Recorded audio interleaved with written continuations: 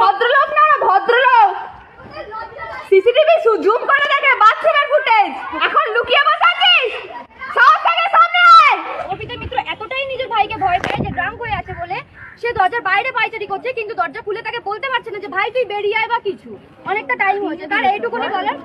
তিনিও ডিরেক্টর, আমাদের হোস্টেলের ইনচার্জ তিনি, ওনার সন্তান তুললো। আমরা বাজে বিহেভিয়ার করছেন, বলছেন যে আমি কি তোদের বয়ফ্রেন্ড হতে পারি? এইভাবে কোমরে হাত দিয়ে বুকের কাছে হাত দিয়ে বলেছে যে চল আমার সাথে চল, ধরনের কথা বলছিল। আমরা যখন বেরিয়ে এসেছি শুধু ও একা আছে বলে তখন আমাদের বলা হয়েছে যে তোমরা ভেতরে যাও, তোমাদের তো ডাকা হয়নি। আমরা যখন ম্যামকে এসে বললাম যে ম্যাম এগুলো কি ঠিক, উনি তখন বলছে দেখ উনি মানসিকভাবে অসুস্থ, এখন উনি মানসিকভাবে অসুস্থ, তাহলে ওনাকে এতটা বড় একটা পজিশনে বসানো হয়েছে কেন? 3 ঘন্টার মধ্যে 12 ঘন্টা উনি ড্রাঙ্ক অবস্থায় থাকে। আমার সহপাঠী মাসকুলার পেটে পর্যন্ত উনি হাত দিয়েছেন, আমরা যখন পিছাচ্ছি উনি আমাদের দিকে এগিয়ে আসছেন, মানে বুকের কাছে বুক এনে এমনকি মুখ নিচু করে থাকে পুরো এইভাবে, পুরো দেখে আমাদের সাথে কথা বলছে। এটা কতদিন ধরে চলছে?